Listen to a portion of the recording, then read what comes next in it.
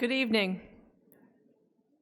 Hi, I'm Amy Klein. I am a lay leader here at Temple Emanuel, and I'm a board member at the Shalom Hartman Institute. And I thank you for being here tonight. I want to welcome all of you.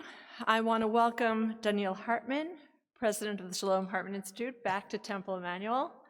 And welcome to the Hartman team in Boston, Jonathan Golden, director of Wellspring Leadership Initiatives and the interim director of Boston Hartman, or Hartman Boston, and his colleague here in Boston, Jesse Steinman, who's wandering around here somewhere.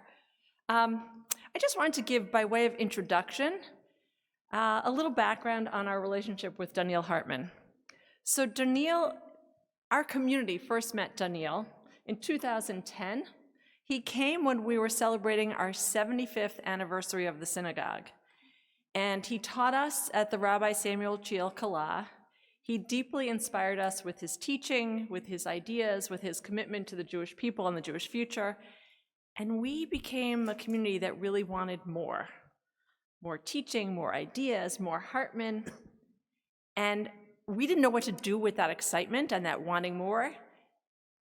And Wes, with his vision and leadership, figured it out for us. And starting in the summer of 2011, under Wes's direction and leadership, as I said, we began traveling to Israel every summer to be part of Hartman's annual community leadership program, which is held in Jerusalem at the Machon, at the Institute, and it is an amazing week of meaningful, inspiring ideas and learning. And we've gone every year since then. The only thing that has stopped us from joining you guys in Jerusalem is a pandemic, and we're done with that. So we'll be back again this year. Over 200 different people from Temple Emanuel have joined us over the years, and 65 of those 200 plus have joined us more than once. This summer, I can't imagine a more powerful place to be than in Jerusalem, wrestling with the ideas that will define our future, than to be in Jerusalem at the Hartman Institute. So Hartman itself has open registration for this summer's community leadership program. And in a few weeks, Temple Emanuel will gather to talk about our Temple Emanuel trip to CLP in Jerusalem. Again, every year, except for the pandemic, this will be our 12th. In Israel, we'll learn, we'll build community, we'll engage with ideas that will hopefully motivate us to action in service of the Jewish people. I hope you'll all join us. And for now, Donniel, we waited for this a long time. You were supposed to be here for your 4th visit at Temple Emanuel in October. That was the expectation, and then something unexpected happened, and you canceled. And now on day 122, we are thrilled to welcome you as our teacher, our friend, our partner. There's no one better to be here with than you. Thank you. Wes? Thank you.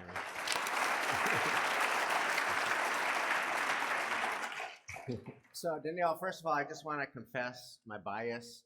I just love you. I love you.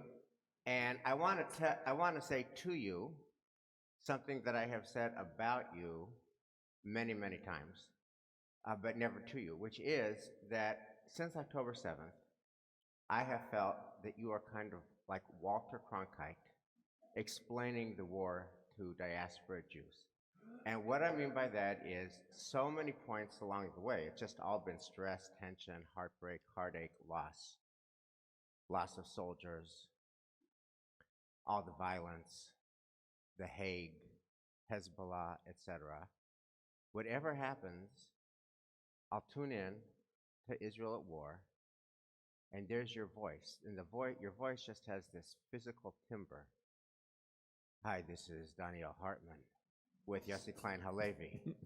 And then you're always sober and somber and real. Yossi, this has been a tough day. Yossi, this has been a very hard week. We lost a wonderful man who's been at Hartman for 20 years, lost his grandson. And Yossi, you and I were at the funeral. And Yossi, you and I were at the Shiva. And somehow you do what Jim Collins writes about in his book, Good to Great, the Stockdale Paradox. You confront the brutal reality that Israel confronts, and you leave us somehow feeling like somehow we're going to be okay. And so I just want to thank you so deeply for explaining the war to all of us who love Israel so much. Donniel, it's such a kindness you did for us all.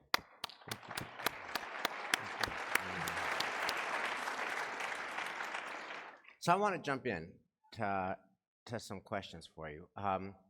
One of the teachers that we met at Hartman was Rachel Korasim, and she did 2 Sunday mornings of poetry, and her simple thesis was that Israel is not the same, and Israelis are not the same.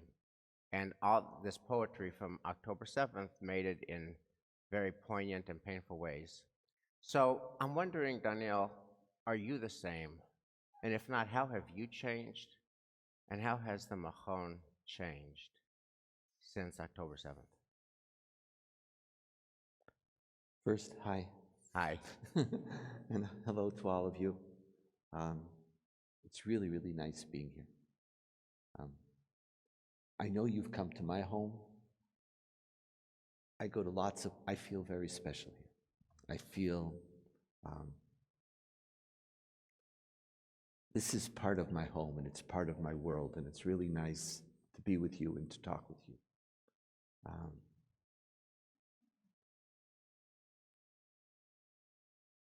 I don't feel I've changed by October 7th as a person. It's harder to be me, but who I am is still the same.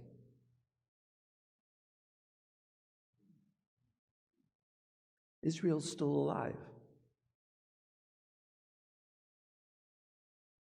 October 7th wasn't a Holocaust. It was terrible.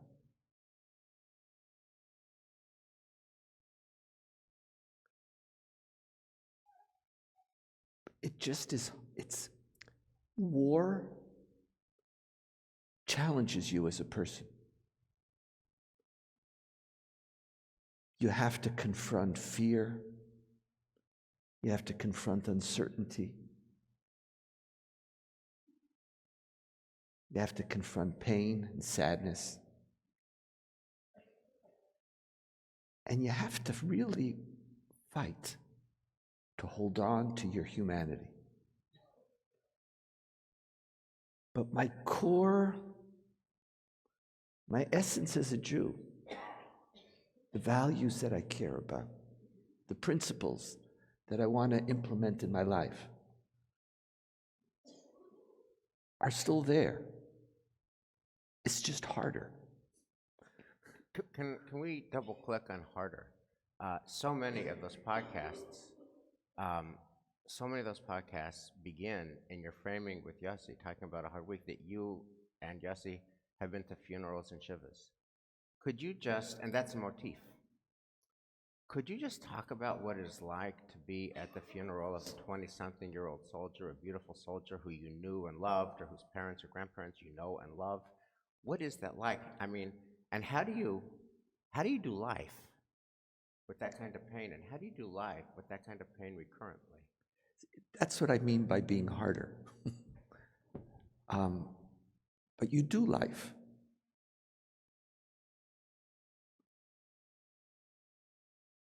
And Israelis' life continues. It's one of the remarkable things about Israel. When you go to the funerals, the 2 things that get me every time is, 1, the military commander of the unit crying. Like, it's just like his voice. You don't see this. It has none of this, we thank you for your service. It's like, here it is. And I'm talking about colonels. I'm not talking about, some lieutenant. I'm talking about a colonel. The colonel of some of the most dangerous units. And when they're speaking about it's like, because for them it's the 50th or 55th, and he sits there and his voice cracks.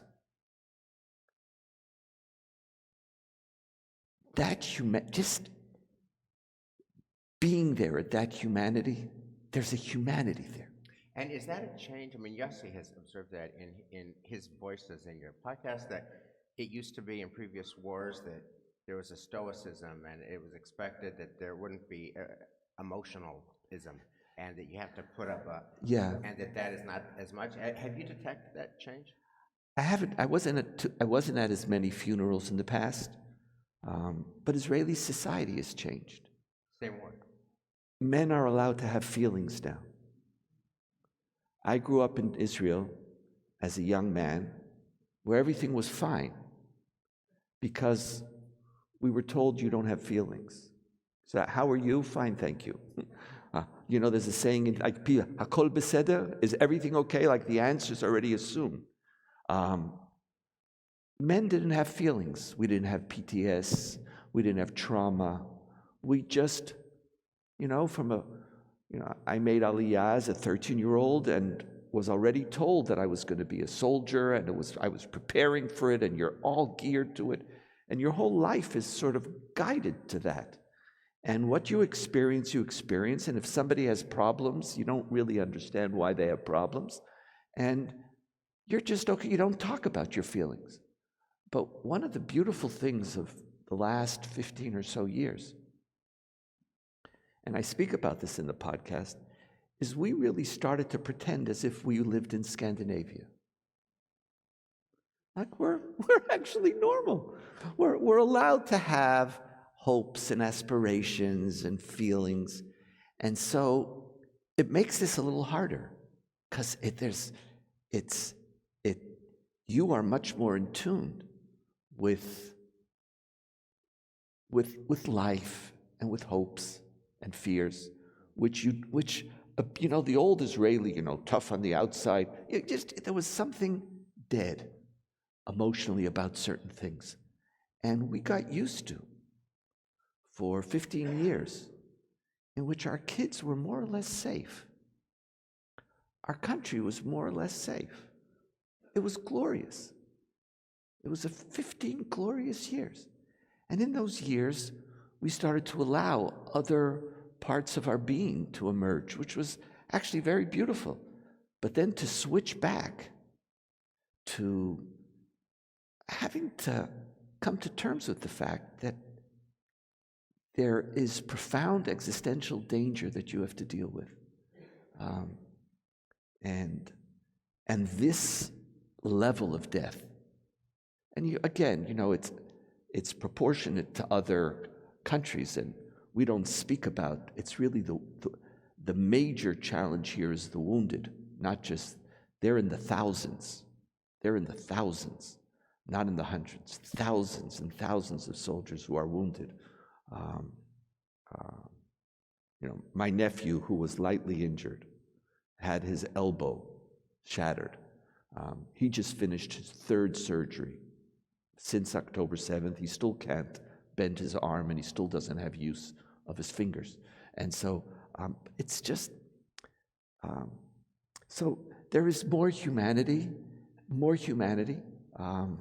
and that, so on one level, it makes us more exposed. So, Donniel, could you help me with something? Does that not generate hatred in your heart for the people who caused all that death and all that funerals and all those shattered and all the elbows and the thousands of the wounded and all that vulnerability? What do you do? I mean, you're always so rational and smooth and you ride above the waves, but like, what happens to the anger and like them? Like, do you have a them voice, and what do you do with it? That's what I meant by it's harder.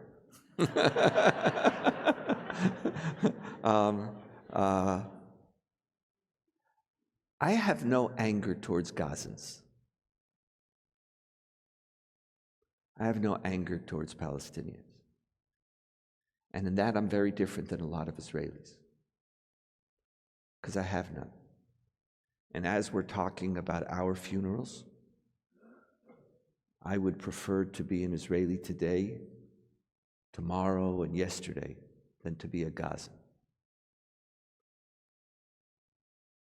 So it also, it's helpful as you tell the story of your traumas to realize that war is what war does.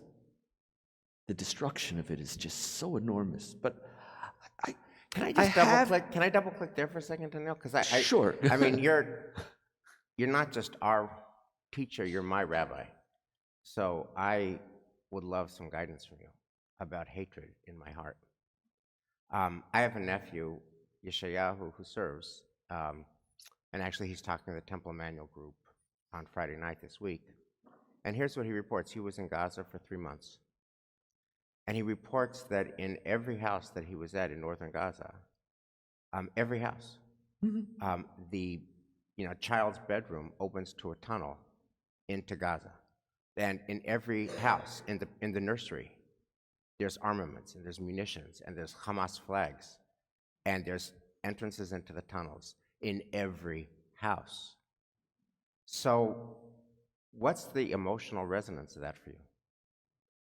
How do you not hate that? Do I think that a mother and a father gave a call to Hamas headquarters and said, I'm putting my crib here. Could you come please build an entrance to a tunnel? I don't think they did that. I don't think anybody chose that for their children. Also, we should drill down later. What does support for Hamas mean? Do I have few feelings? Sometimes. What do you do with them when you have them? I feel them, but I don't act on them. You said something that was... See, let's double click on that, to use your analogy. Yeah.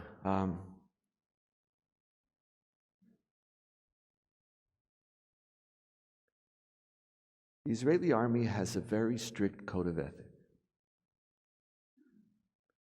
And it requires of you in the most difficult situations in your lifetime to not lose your humanity. Now, it's easy to lose your humanity. I remember vaguely, so many years ago, I'm getting a little older, but must have been about 40-something years ago. I remember in the midst of war, losing my humanity. And you can do that. And when soldiers do that, you understand. Because when you are confronted with what our soldiers were confronted with on an ongoing basis now for 122 days, that you're going to lose your humanity sometimes is for granted. It's something that you have to take for granted. It's just a given. You can't function in these environments without that happening to you sometimes. But the army trains you, and the army demands of you. And our tradition demands it of you. That it's there, and then your job is to overcome it instead of succumb to it. Your job is to see it for what it is, but not to make it into your ideology. It's not. And so that's part of the chat. When I say it's harder, this is part of the story. But I, in general, don't allow myself. I feel driven as a Jew. To fight for my being, but to fight to be a human being. And so I see those moments. It's also my job. Like I sort of had this job since childhood, to be the calm one. So it's like, like even in the Institute, I walk through, and it's like it's my job to walk around, and some people say, when I see you walking, Donniel, I feel a little better. Because it's like people are, it's a very hard time for a lot of people. And So I also don't allow myself to succumb to it. So let me ask you this question. You made an observation. It was so evocative, and I just was so excited to have this evening to ask you this question. You, in one of your recent podcasts, you said that there should be an amnesty, that was your term, for what people said in the aftermath of of October 7th, and the people should just get an amnesty. The first 2 months, everybody lost their minds and said stuff and did stuff that they would later come to regret. So what did you say and what did you do that you later would come to regret? What do you need amnesty for? I was wonderful. And my mother will attest to that.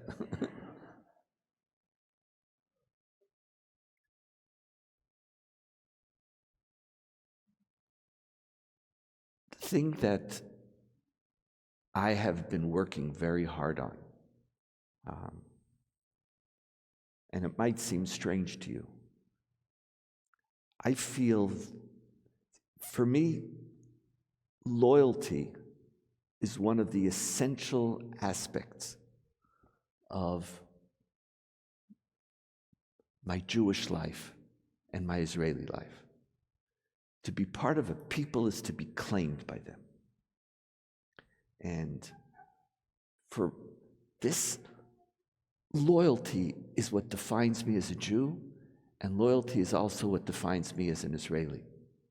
So you don't need amnesty for that. Where's the amnesty? No, but what I need amnesty for is some lack of loyalty to Israeli Arab Palestinians. I didn't see what they were going through on October 8th. Could you tell us more? What were they going through? An Israeli Arab Palestinian is like an American Jew. They have dual loyalties. We have multiple loyalties. We belong to many communities simultaneously.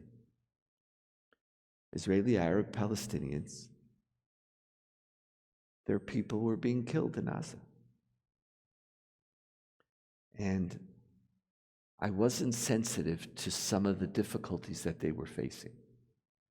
And I wanted them to prove their loyalty to me. And it took me a little while, and with the help of colleagues who work with me. And we have a very strong, we do a lot of work now in shared society. We have some phenomenal colleagues. And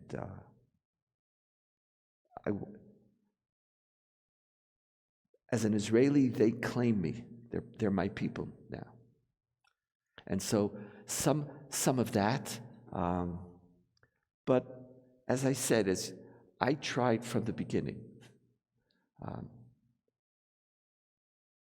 just like I did as a soldier, and this is the challenge. Israeli society has to learn how to do morality in the midst of war. That's truthfully, God screwed up. Not for the first time. He shouldn't, this was not the promised land. There were much better places that God could have come up with. Truthfully, the land of milk and honey. First, I don't see a lot of milk and honey, but I would take other stuff. I would take vegetation, better weather. I guess I could have thunk of a lot of other places. Putting us here, whew, how do you be decent in the Middle East? Yeah. But for me, that's the essence of my Zionist challenge. And so I didn't cross, I wasn't as aware. Another thing, this is true. And to this day, I'm still, truth be told, I have not stayed up at night about Gazan civilian casualties. Yeah, I want to talk about that because that was your 19th podcast. I found of all your podcasts, that was that was so interesting to me because just to level set where we are on that in 19, you it was so fascinating to me because in the previous 18 podcasts, you really had not shined the light on Gaza civilians, and you explained that the reason you were shining the light on Gaza civilians was because you were in America, and American audiences and American Jewish audiences were saying, hey, what about Gaza civilians? And you and Yossi both pointed out that's just not a question Israelis not a ask. question. It's They don't care, they're not scratching there, they're not itching there, it's not their issue. It's not their issue, they don't care about it. And you came here and American Jews were saying, hey, what about Gaza civilians? So could you talk to us about your evolution on Gaza civilians over the 122 days and where that lands now? Some of you might know this, but I spend over 2 hours a day scrolling through what used to be 14 and now 15 news sites. From the left, from the right, in Israel, in the United States. Scanning, reading, collecting to understand. Because if I'm supposed to lead an institution that's supposed to help the Jewish people live and implement Torah in our life, I have to understand where the people are, where the world is. When I came back from my trip, I added a 15th, and that's Al Jazeera. And I realized in Israel, where there's one side of the story is being told, as it should be, but not completely. There are things that, again, I make a very clear distinction between micromanaging the way Israel fights the war and our responsibility to Gazan civilians. And that also took me some time to evolve. Because when the war started, and again, it's very natural, I want to protect our soldiers. I want our children to come home. And I don't apologize for it. I want my children to come home. I want my friends' children to come home.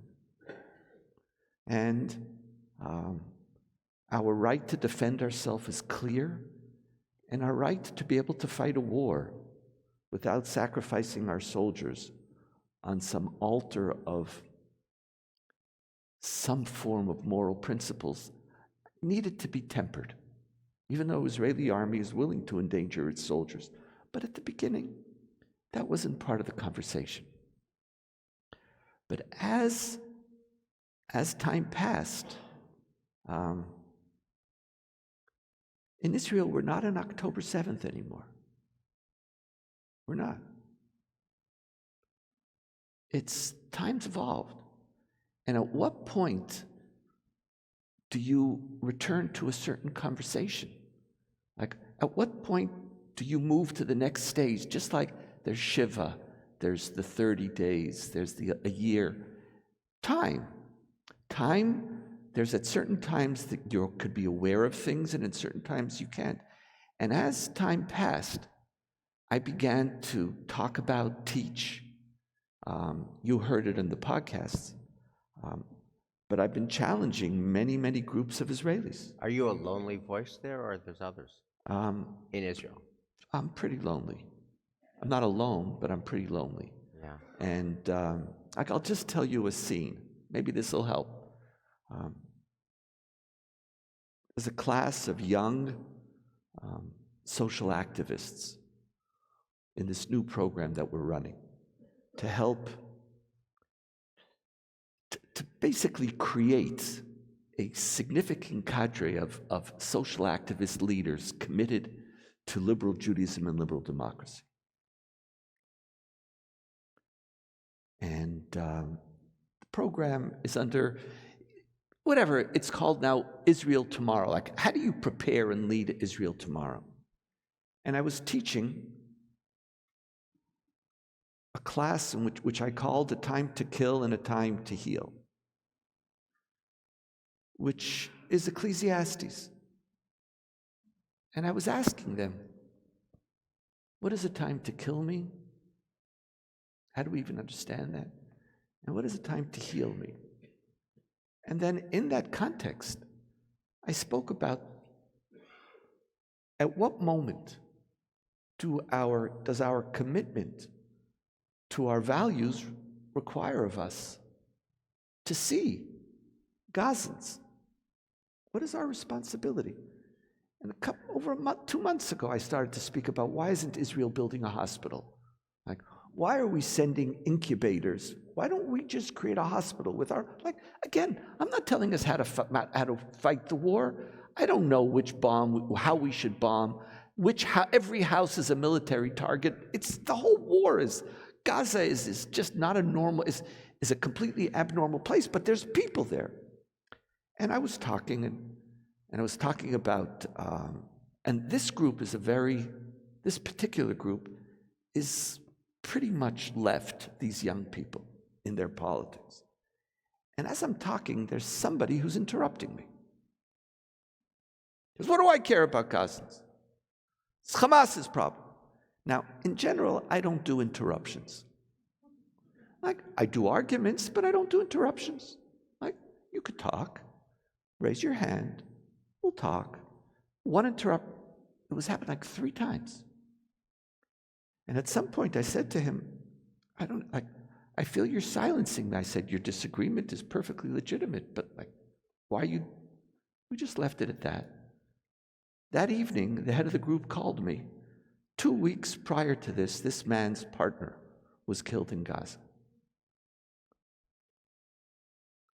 So he wasn't ready for that conversation. And if I had known, I would have related to him differently. I called him up immediately and apologized to him and said to him, this was not a conversation that you needed to hear right now. You needed a hug from me, not some moral lesson. But I believe that one of my responsibilities, and it's one of the responsibilities of the Hartman Institute, is our job is to challenge people. And it's okay to be a little lonely. Donniel, just how do you square that responsibility for asking the hard moral questions with the tragic reality of Israel's ongoing losses? In the early January 20s, 21, 22, 21 soldiers died.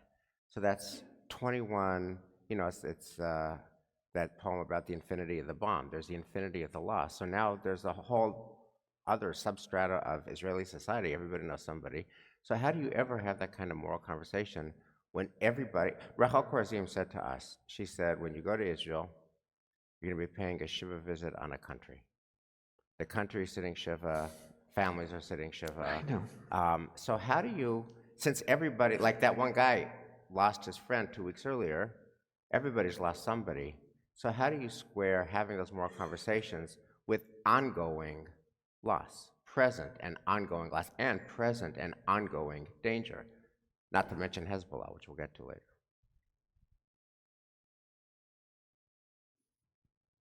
That's our responsibility as Jews. I know I want to say something more profound, but that's what it means. That's what Israel is about. It's what? And I want to tell you here, I love Rachel. And she's a remarkable human being. And I have never seen anybody who both collects and analyzes Israeli literature the way she does. Also in Hebrew. The fact that she also does it in English is just a benefit. But in Hebrew, what she sees. I don't think Israel's sitting Shiva now. You don't? Nope.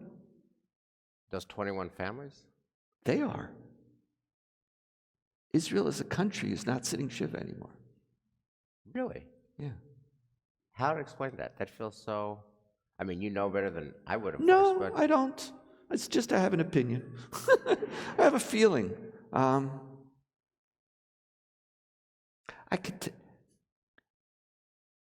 It changes so quickly.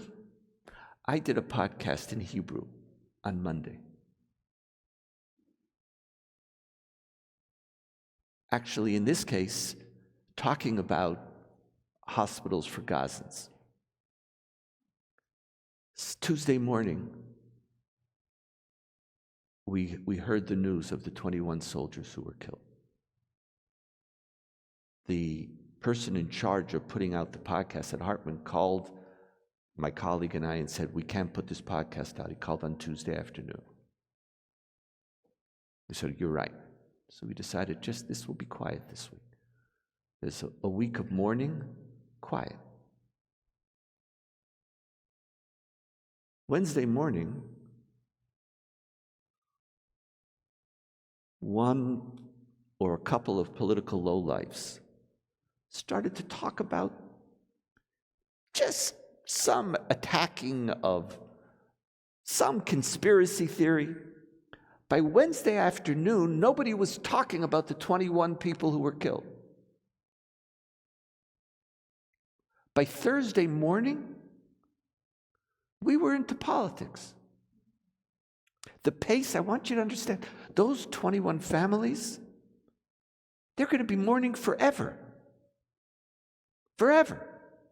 But as a country, the pace of change, stage 3 of the war started about a month ago. About a month ago. It is clear that political calculations and considerations are an integral part of the war and of Israel's policies and decisions. Ben-Gvir, Smotrich are speaking politics all the time. Every time Netanyahu gets up to talk, to so-called speak to the people, the word that is repeated more than any other word is I. There's no we's. I. They're campaigning for the next election now. See, it's the pace. The family you will meet, if you go to Kfar Aza, anybody who was, their life has changed forever. Forever. Our colleague who's in charge of development at the Institute, it has another name. His cousin is a hostage in Gaza, Hirsch, without having. He's not going to have a normal. His parents are. You're damaged forever. But our country goes on, and I remember this. I remember when my brother-in-law was killed, and I remember I remember these 2 horrific years. Until over a year until we even knew if he was alive or dead, and 2 years until his body was returned for 4,000 Syrians. And you're in your cycle, but the country goes on. And it shouldn't, but it does. It's not the same. It isn't the same. And the country, listen, people are going to restaurants. People are going to opera. And it's important to... Can I just say, there's something, I'm just curious about a surreal thing, not to interrupt you, especially after what you just said about interruptions. But what about the North and Hezbollah? It's not like, okay, so the people who died, now we can go to restaurants. No, they didn't. But there's they didn't. It's not callous. I'm not saying the people who died, and no, it's just the life. Like, if you have a child serving in Gaza or a spouse, the war in Gaza means one thing. If you have a nephew or a friend, the war in Gaza means something else. There's a degree of separation. Now that a lot of the reserves are coming home, there's another degree of separation. And so it's not, things don't stand still. That's one of the most disgusting things about life. You think it should stop, but it doesn't. It just doesn't. There's a life force. And part of Israel, part of the power of Israel, we couldn't live in Israel. We couldn't have children in Israel if that life force wasn't powerful. Otherwise, we would just be sitting and mourning all the time. And you don't do that. There's this process. Like when you go to funerals and then you go pay a shiva call, you even see the family move. allow Israel, you might still be more in October 7th than Israelis are. And now you talk to me about Hezbollah. Again, welcome. This is part of the new challenge, which I speak about, and people, here too, I'm kind of alone. In order to live in Israel, many of us, or most of us, have to believe that we have an answer to every problem. We have to believe that. Because you've been to Israel? It's one of the most advanced, sophisticated, happy countries in the world. We're the 7th happiest people in the world. Schizophrenic, but we're happy. It's insane. But this is not Donniel Hartman just giving, his mood. This is we're competing with Scandinavia. How do you live like this? How do you live like this? And part of what you need to do is to either deny certain dangers or to assume that there's solutions. And part of the challenge of October 7th is that it exposed not the failures of our government or the failures of the army. It exposed the fact that all of us, every single citizen in Israel, chose to deny the existential dangers that are at our doorstep. Because that's what we wanted. Because people wanted to go traveling and skiing, and the country is more successful.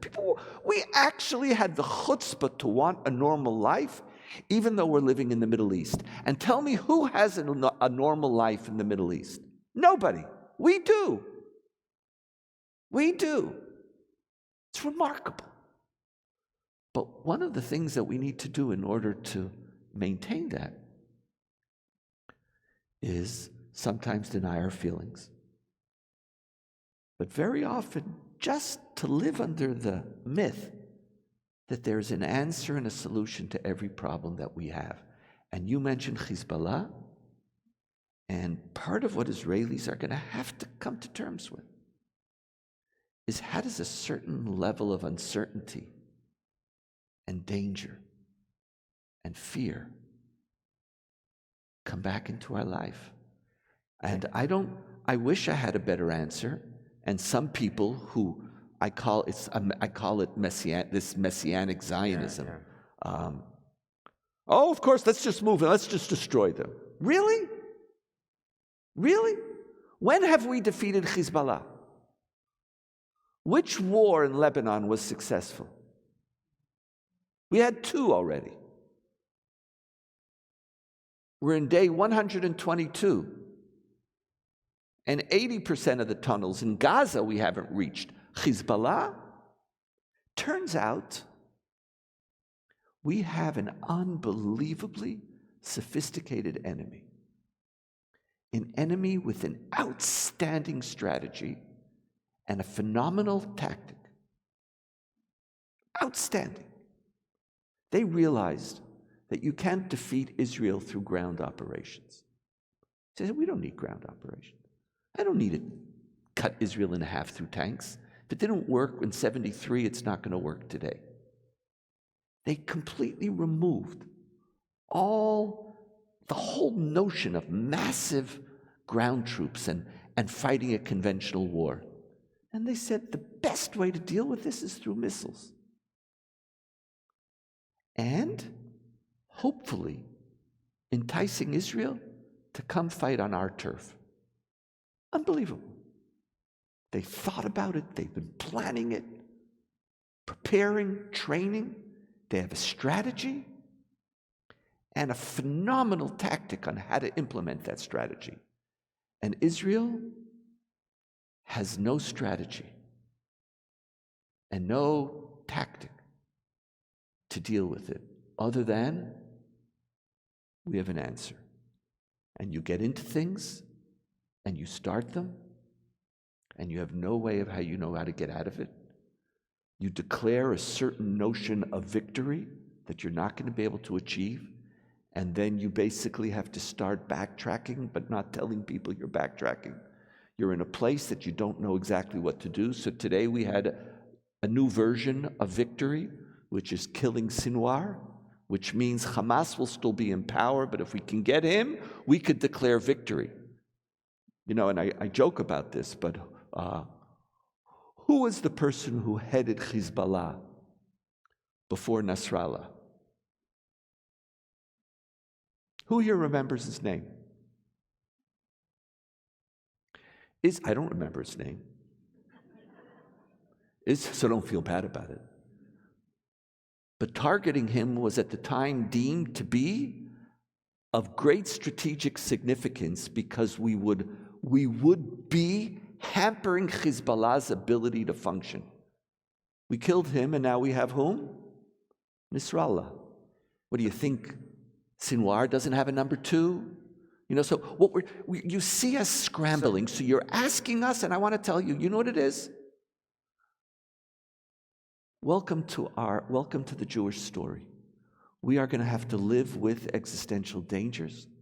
We're going to have to live with uncertainty. I'm more afraid of somebody who has an answer to Hezbollah than somebody who says, I don't know what to do with Hezbollah. So, Donniel, I want to channel Yossi Klein Halevi's voice, because this was the podcast that you did with him about Dayenu Zionism, and you laid out the whole case you just did now. And what Yossi said was, Donniel, you're brilliant, you spin great words, you spin great arguments, but I couldn't disagree with you more, Yossi said, because your Dayenu Zionism means that all these internally displaced Israeli Jews in the north who are afraid to live under Hezbollah will continue to be displaced, and the thousands of Israeli Jews in the south who are terrified from Hamas and another October 7th will continue, and so the country's going to shrink. Everybody's going to be living in the Imbal or the Orient, and nobody, people can't live in the north and the south, and so Donniel, your Dayenu Zionism is not Dayenu. And I had to say, first of all, I thought that whole podcast was like the Talmud in real time, your arguments. But I never got, what was your response to that? Okay. First of all, let me just be really clear. I say this to anybody who's heard me I know what it is that I know. I never claim that which I know is true. I'm giving you an opinion. I can't give you more than that. I could explain it. I could explain why I'm thinking that way. That there's room for serious disagreement? For sure there is. Now, and I answered to Yossi, I'm not shrinking the borders of Israel. But already now, it's safe to move back to the Gaza envelope. Would you and your grandchildren spend a night in the Gaza envelope? Yeah, I would spend a night. Would I choose to live there? No. But today, it is safer to live in the Gaza envelope than it has been for the last 10 years. Can we guarantee the people who live in the Gaza envelope a life free from missiles? I can't. I can't. And therefore? And therefore, you have a decision to make. So, therefore, yeah, I'm not, you know what? And I said this to Yossi. You want to promise? Okay. Yeah, we're not going to move back to the north until we can guarantee. We can't. You can't live in the Middle East that way. And I said to him at the same time, I said, you're talking about saying, I walk around with a gun every day now in Jerusalem. Donniel Hartman, who can barely see, I walk around with a gun all the time. Why? Because it doesn't feel safe. Now, so Smotrich says, we're not going to build any more bomb safety rooms. Enough. I can understand that on October 8th. On October 8th, after October 7th, we said enough. But now on February 5th, but already on December 20th, we can't guarantee it. What am I supposed to do? I walk around with a gun. Should I leave Israel? How do I have grandchildren in Israel? What do I do? I walk around with a gun because I'm afraid, and anytime I walk in the street, not that I need to, I'm constantly looking to the left or the right and saying, Donniel, okay, if something goes on, what are you going to do? And I think you think in those terms. Now, here it is. I went to, Yes Planet, the movie theater in Jerusalem. And there is a jumpy. There's this thing with these white balls. You jump in them. It's a whole big thing. I'd pay money to see you in that. What? I'd pay money to see you do I that. have pictures. Monday is Grandchildren Day, and we do different things every time. We go climbing, and we go jumping here, and we go to parks. We do stuff. That's my Monday. My name, I'm Baba. That's my, they couldn't figure out how to say Saba, so I became Baba. And they named me, so I'm Baba, and Monday afternoons is Baba time. And I'm there, and just this last time, I didn't see it before, there's a woman, not a settler, woman with pants and secular, and she's with her 3 kids, and I see she has a Glock sticking out of her jeans. Now, I also had my gun, and that's post-October 7th? No, this was just... No, but I'm saying, Yes, you would never... my gun, I've had a gun since 1977, and 95% of the time it stays in my safe. But since October 7th, it's not, you carry it? All the time. And this woman is carrying it all the time. And if you go, I want to do some more training now on the gun to get, you can't even get shooting prac time because everybody, and men, women, all ages are trying to get this. My friends, Zionism, Israel, it's a long-term play, and it's tough. And it's tough. And we are in one of the crappiest neighborhoods in the world. And we're surrounded by people who literally slaughter children. Not figuratively, literally slaughter babies. That's what we're dealing with. And yes, a jumpy in Yes Planet could be a target that we have to, could be a place that somebody's going to attack, and you have to think about it, and you look, and you watch. So now what am I going to do? I have choices. I could say to people, no, this is unacceptable. And then what are you going to do? You're going to start, oh yeah, so we'll deal with it. But what happens if you can't? What happens if you can't remove all the dangers? So where do you go? So you move? I'm not moving. I'm not leaving. Are there safer places to live? Sure there are. Is Israel the safest place for a Jew to live? No, I lived for 11 years in Canada. I wouldn't want to live in Canada right now. But it's Montreal. It's not so. But that's my life. That's my life. And guess who understood that? Every single Israeli until 2003. You just forgot. We lived with it. And part of our challenge is that we're going to have to come. It's not going to the Imbal, but it's saying to the people on the north, I want to give you a choice. Part of Zionism always said that settlements enhance security. They actually don't. They don't. They only enhance security if the army then believes it has to protect those settlements. And so then you basically have army protecting settlements, creating a safer border. I think it's perfectly legitimate that people who don't want to move up back home in the north, that the country funds for them alternative housing. I'm not saying shrink the border. I'm not moving the border. But I'm not going to necessarily say to somebody, you have children, I'm going to put the army on the border. But if you don't feel, I can't tell you that you're going to be safe. I can't. And even if Hezbollah agrees to some deal that we're talking about now, every single deal that they agree to, they violate the next day. And they're building longer and longer tunnels. They are. So what are you going to do? So what's the Zionist answer? Live. Live with uncertainty. Live. Celebrate. Be joyful in the midst of this uncertainty. And I want to tell you, I would rather live in Israel today than live as a Jew in any other country in the world at any other time in the last 2,000 years. Is it perfect? No, it's not. But I would choose, and I do choose, to live in Israel. And part of what we have to learn to do, that's dayenu. It's not just a word. It's not shrinking to the inbal and pretending, no. I'm living in a neighborhood where my enemy is getting more sophisticated, more skilled, and more evil every day.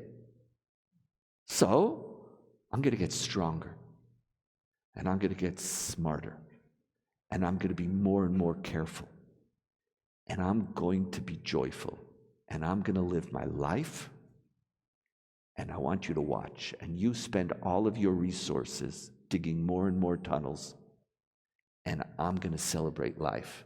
And when you come, I'm going to defend myself. And what I think we should have done, and now we're smart, and from time to time, again, it depends, I might initiate an attack to avoid. We should have had an operation in Gaza in 2008, in 2010, but we didn't want to. We didn't want to. When my son was in Gaza, I love Netanyahu declaring victory and going home, even though he lied. Great. I bought the lie. I loved it. Netanyahu said, we won. There were 23 tunnels and we found all of them. Really? It was like, we knew you're lying. It was like the whole thing was a joke. But we chose it because I wanted my kid home. Well, right now we can't lie to ourselves anymore. And that includes the people in the north. And there's better technology. So now we have Iron Dome. It's great. I love Iron Dome. You know what the problem is? They realized Iron Dome. So now they have Coronet missiles. By a show of hands, who knows what a coronet is? Notice, look, I had 3 hands. Coronet is an anti-tank missile with the capacity to fire with laser precision 10 kilometers. Doesn't go up. It fires straight. Iron Dome is irrelevant for a coronet.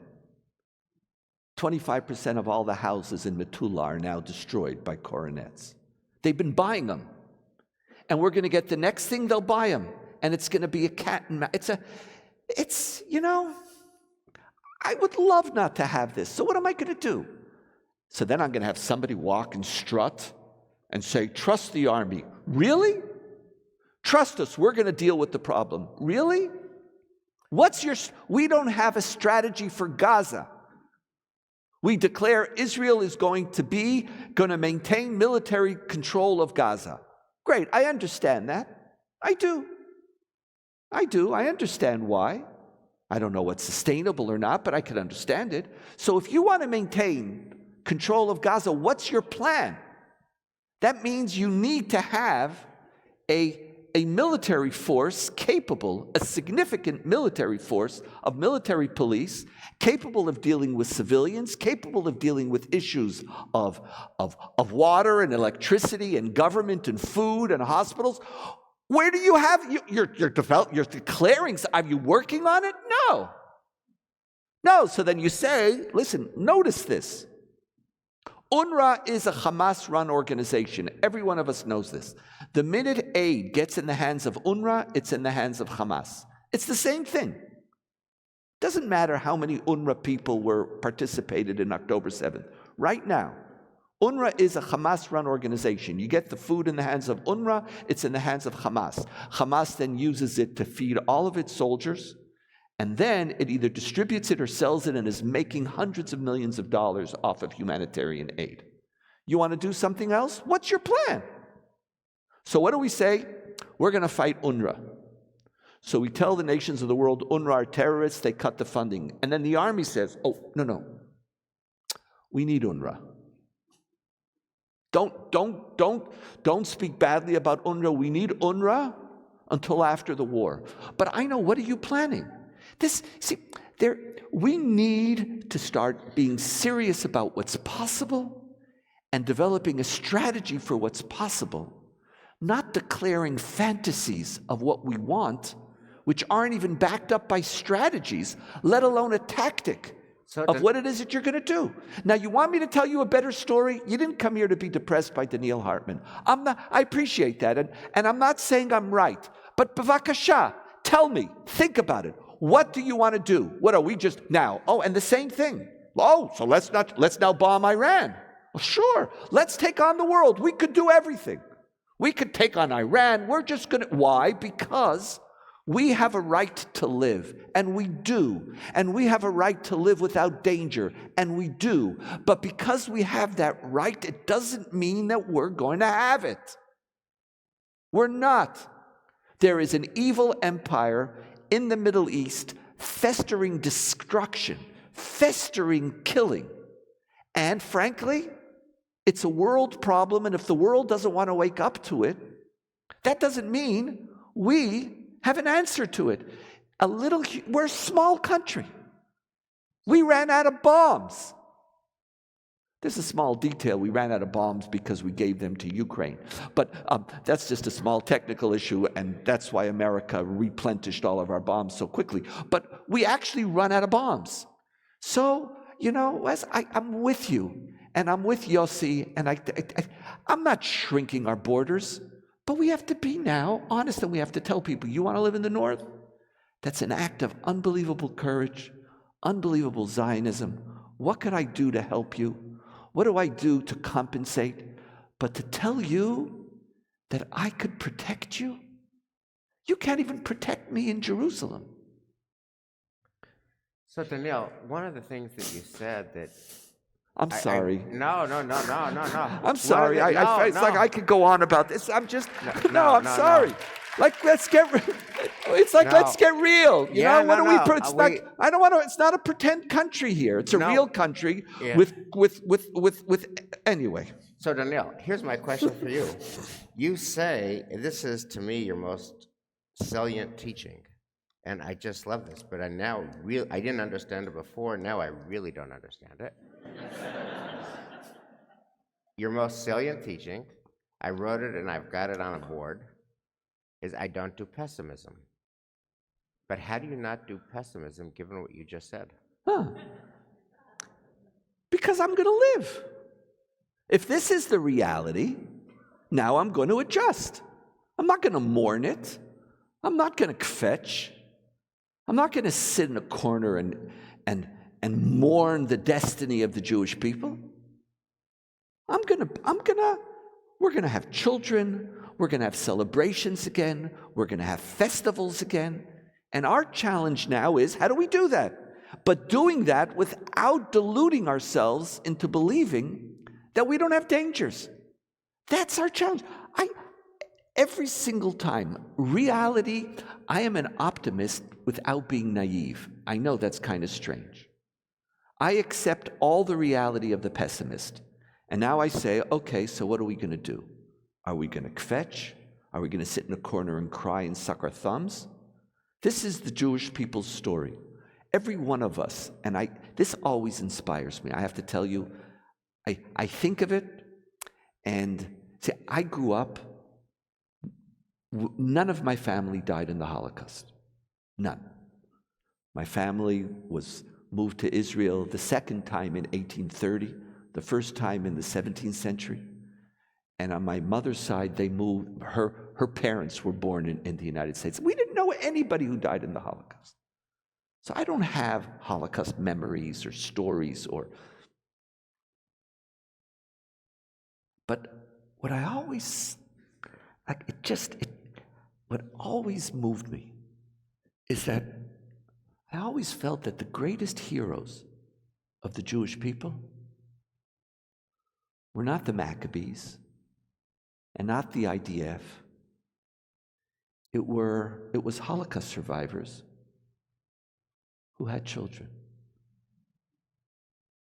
Think about it a second. Most of you aren't like me.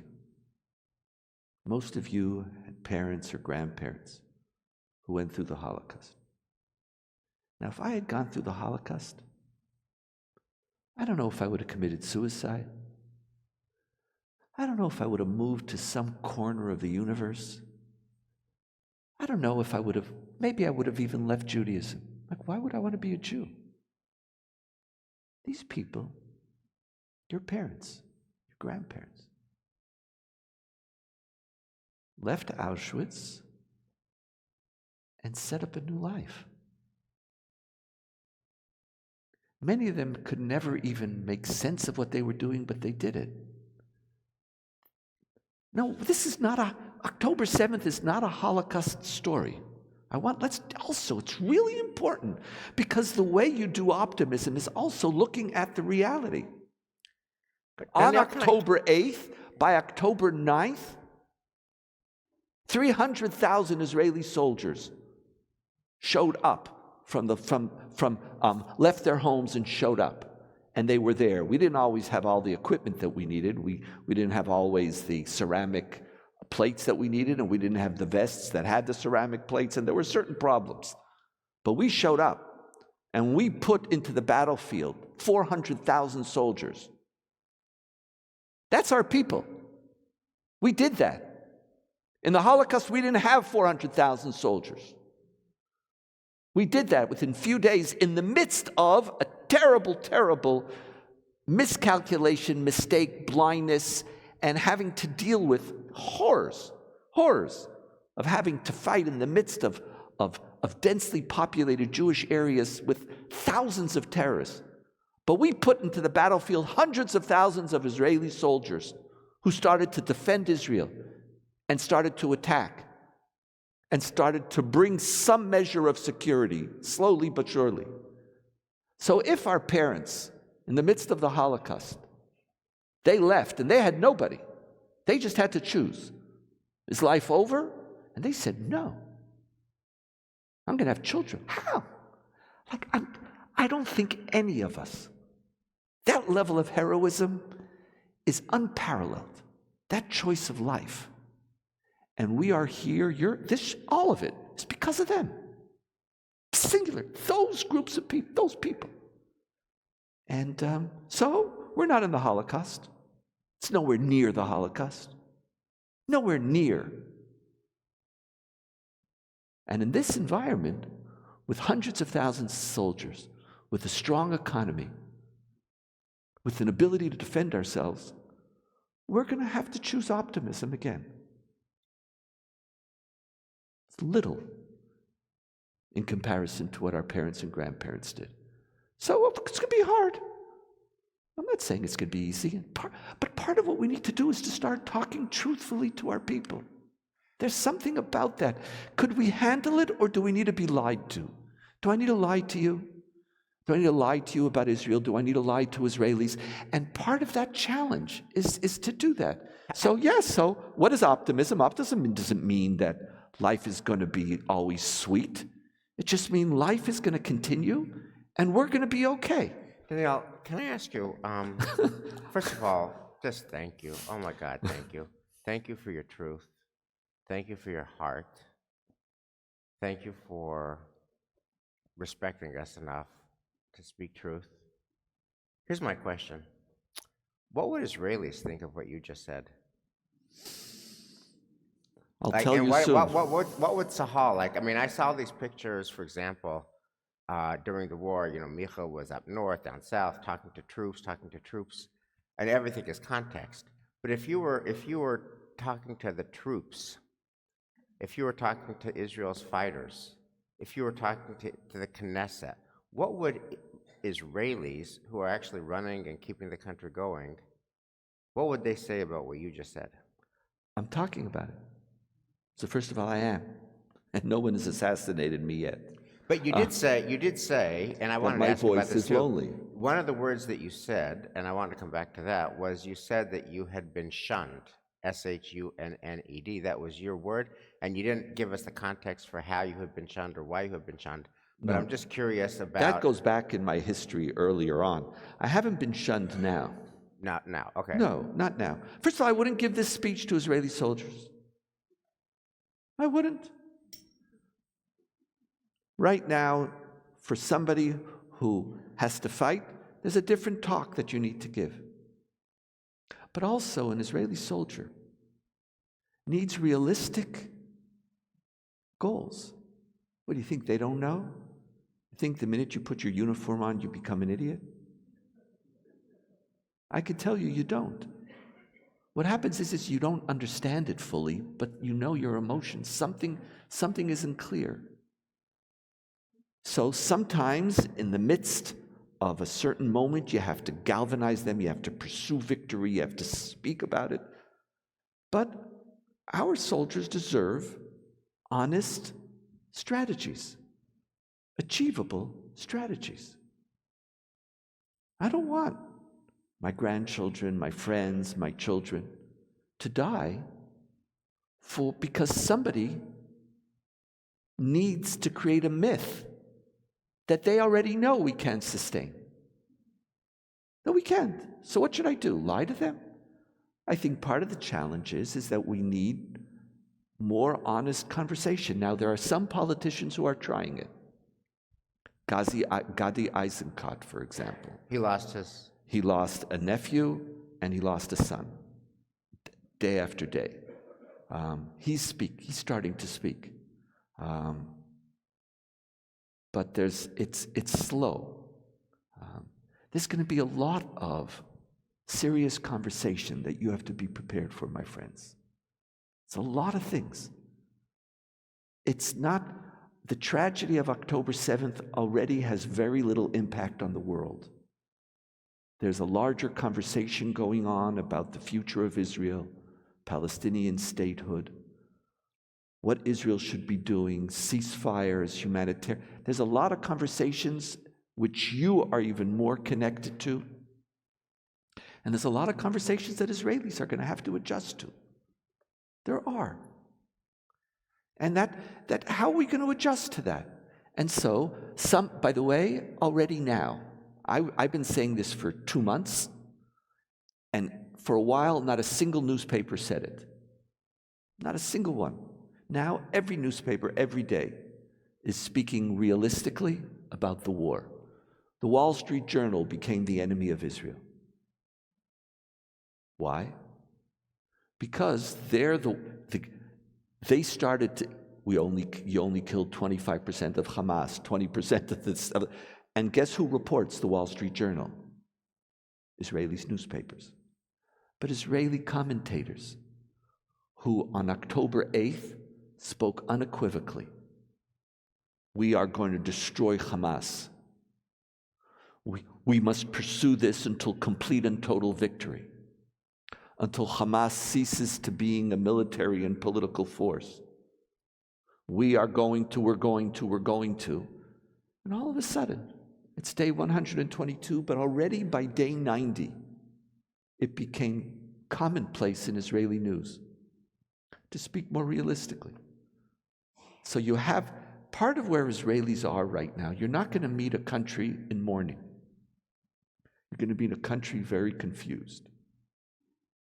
Very, very confused. Because there is a dissonance between certain language and expectations and reality as it's beginning to dawn on Israelis. They're understanding. Like, they know that right now we moved half of the troops out of Gaza. We moved the whole Golani Brigade, which led the attack throughout, has been taken out, has been moved up north. Every Israeli knows that Hamas is now returned as a police force in northern Gaza. This is now reported all the time. And so now everybody's going to start blaming. Oh, it's your fault. I told you if you would have listened to me from the beginning. So you can have a lot of the blame game. Everybody knows that this picture that we spoke about on October 8th is not going to happen. Here, I'm not a lonely voice anymore. I'm articulating, I'm putting it into a package. So where Israelis are confused now is they're trying to dissect and internalize the news and the language, their feelings, their expectations, and some of what they're going to have to adjust to. And the country is very, very split. You see this as politics. Political conversations are coming back in, debates, arguments, attacks. It's a very confusing time. War in Israel is, in theory, holy time. When our kids are in danger, it's holy. Holy. You don't do politics. You don't do your own individual concerns. All of us are drafted for the sake of our children, for the sake of our army. Everything is supposed to be put on hold. It's literally holy. There's no other word. But is that breaking down now? That's broken down now. That's exactly. It's broken down. Netanyahu has stopped acting. He was one of the best carriers of that holiness. I always trusted him, even though I never agreed with him. But I always trusted him that in times of war, he will not endanger the life of one soldier if he doesn't believe that the mission is attainable. And he did this over and over again in Gaza, when he decided that it was not attainable, and so he just declared victory and went home. Right now, it's not holy anymore, and we're still at war.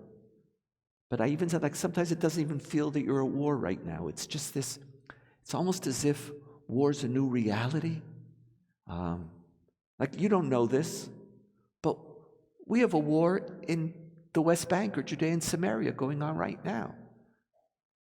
Because on a minor little form, what was created in Gaza exists now in Hebron, Tulkarem, and Jenin, and Shechem.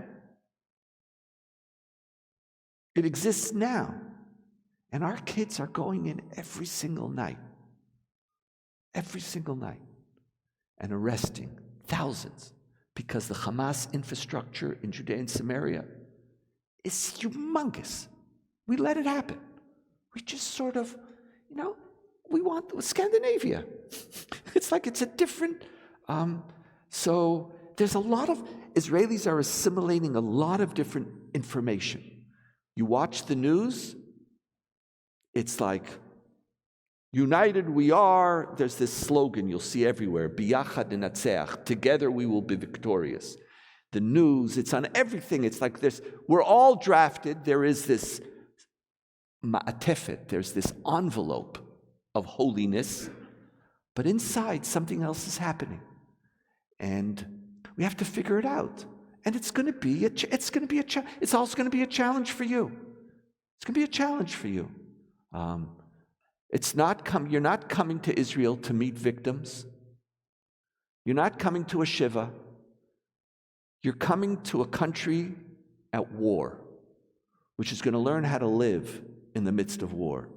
You're going to come to a country with tens of thousands of families who've been wounded, but they're not broken, but they're wounded. It's different.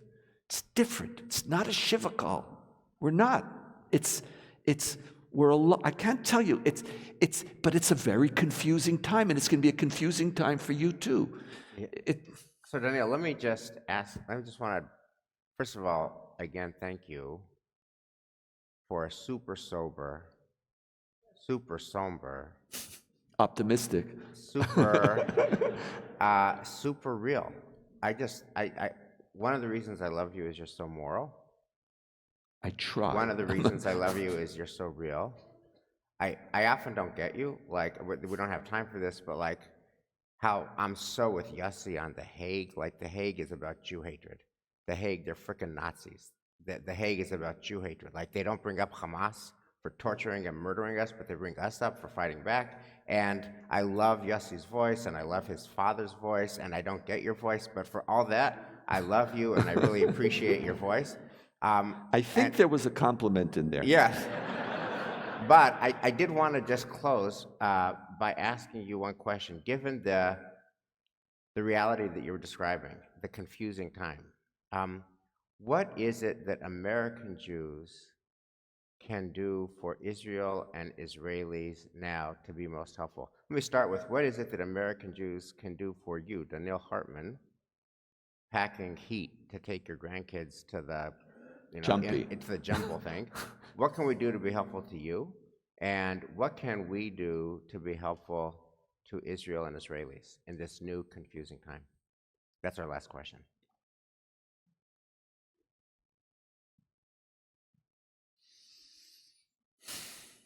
I don't know.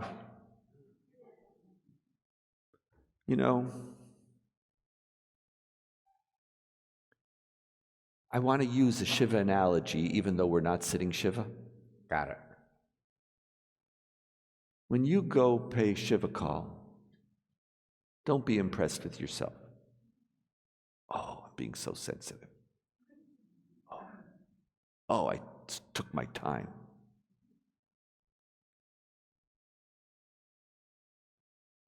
Being a family, being a people, means just being with each other.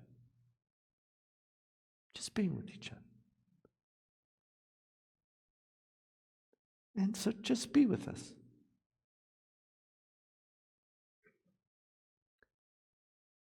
Those of you who are going, you're not heroes for going. Even though Israelis will all thank you for coming, because that's sort of the kabuki theater that we play with groups from America.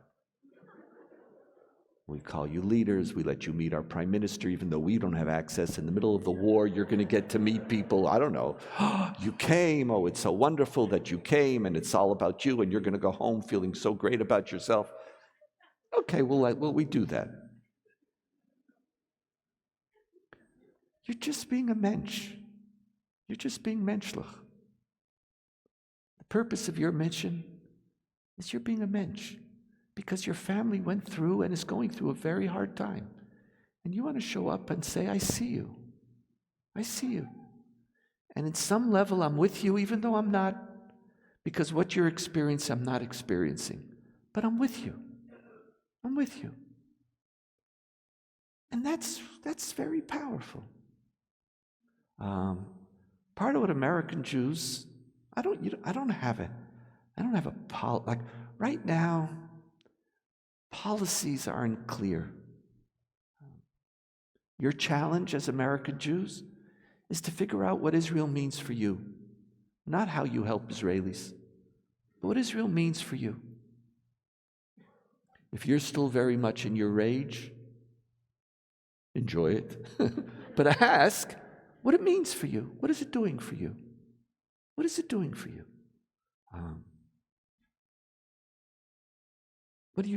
What is the Israel that you need? Don't tell Israelis what to do right now, but talk about and think about what is the Israel that you need. Israel's yours, so think about it.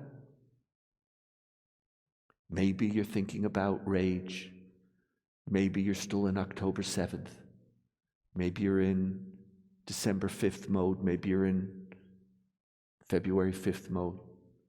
Maybe you're thinking about ceasefire. Maybe you're not. There's a whole spectrum of emotions and positions, and think about it. In the long run, you will walk with Israel the more you have your Israel.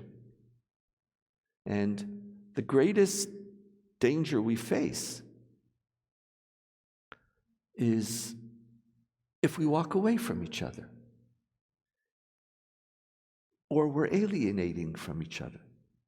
And by the way, we could be alienating to each other and from each other, alienated from each other, if we also want Israel to be in a certain mode, because that's what I want to feel right now. We're all in a confused time. Work out your feelings. Begin to think about what is the Israel that you would like to see, just even for yourself.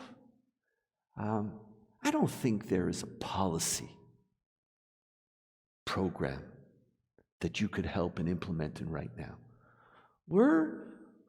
We are a people who've walked together for thousands of years, and we're going to be going through a difficult time, at least for the next 5 years.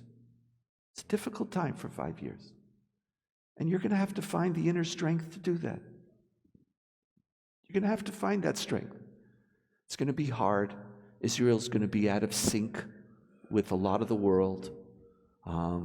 Attacks on Israel are going to become more violent and aggressive. It's going to be harder for you to defend. It's not going to be an easy time. And there are things that we could do that could ultimately help, but it's not like you don't have a heroic role right now. What you have is a role as family. Just, be there. If you're critical, think about how you criticize, when you criticize, what you do. It's for all of you. There's a journey we're on right now. And the Jewish history has been a 3,000-year-old story with ups and downs. But at the end of the day, while sometimes it's been more joyful, sometimes it's been less, when you look at the story of the Jewish people, there's a spirit and a moral quality to being a Jew that has survived for 3,000 years. For 3,000 years. So right now, think about that. Connect to it. Think about Israel in that context. Your job right now is to join that journey and to walk. And it will be good. It will be good. So, Donniel, you always say you're going to give Yossi Klein Halevi the last word, though it's not clear you always do. But I want to take the last word here. I want to thank you and also just observe. I just want to note and observe that this conversation is so you and is so Donniel in the Stockdale paradox kind of way. Like what just happened, you were completely honest, no holds barred, totally honest with an American Jewish audience. You didn't lie to us. You spoke to us the truth. You told us you pack heat taking your grandkids to the indoor park. Wow. And that you see a woman with 3 kids and she's packing heat too. That's like a wow. And that there's no solutions for Israel's biggest problems right now. That's like, wow. And you were honest, so thank you for that. And Stockdale paradox is you face the brutal reality honestly, unflinching honesty, but there's something about you. There's something about you. There's something about your voice, your humanity, your message, how you teach it, your institute, that makes us feel like we're b'toch hayam bayabasha. We're in swirling water on dry ground, and that somehow we're going to be okay. And we're going to be okay because we have, among other things, we have each other. And we just love you. We love what you do. We love your country. We love Israelis. And we are with you. So thank you for an honest and an inspiring evening. Thank you. Thank you.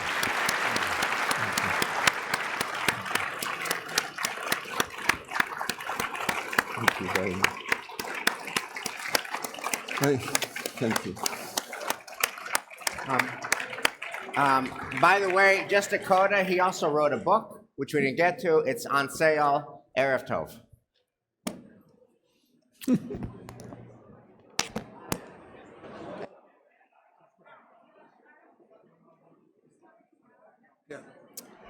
For those interested in the book, it's on sale in the Adelson Community Hall, $20 across. Donniel will be there shortly. Thank you all. Erev Tov.